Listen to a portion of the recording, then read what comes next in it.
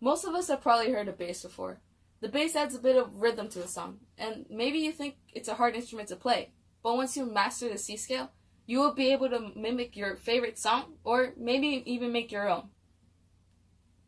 There are 3 principal types of basses: the 4-string bass, the 5-string bass, and the 6-string bass. The one that I use is the 4-string bass. There are many different aspects to the bass. First comes the head. The head contains the keys of the bass, and the amount varies on the kind of bass you have. The keys help tune the bass's strings. Next comes the neck. The neck contains the strings of the bass and the frets. And lastly comes the body. The body holds the mod pickups.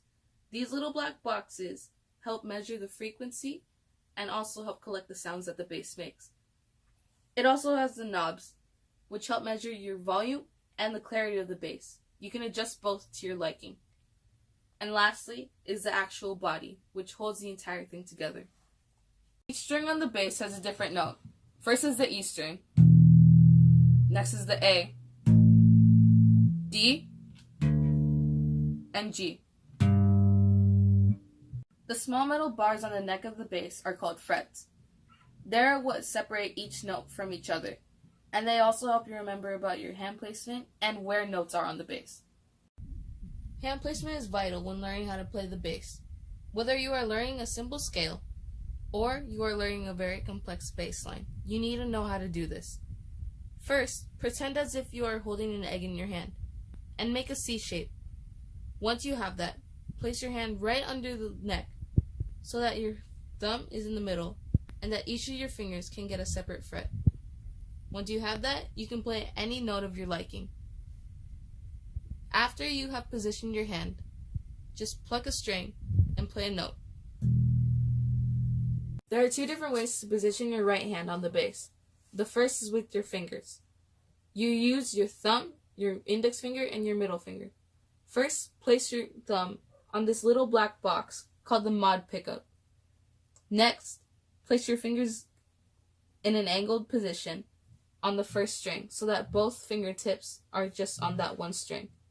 Once you have that, pluck it. The second way to play with your right hand is probably the easiest, and that is with using a pick. With this, instead of using your fingers, you just pluck the string as you normally would. Now that you know how to position your hands, you can now learn how to play a scale. First is the C note, which is on the 3rd fret of the 2nd string. Next comes D, which is on the 5th fret on the same string.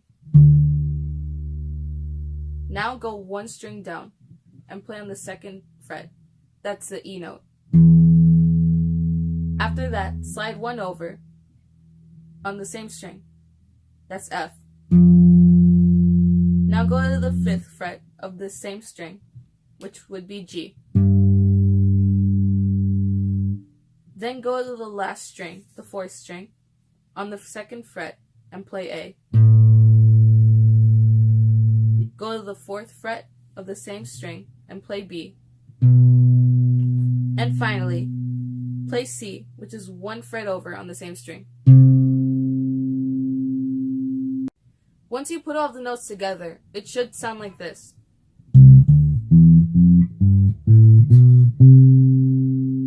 And once you practice more and more, it will become much easier to play.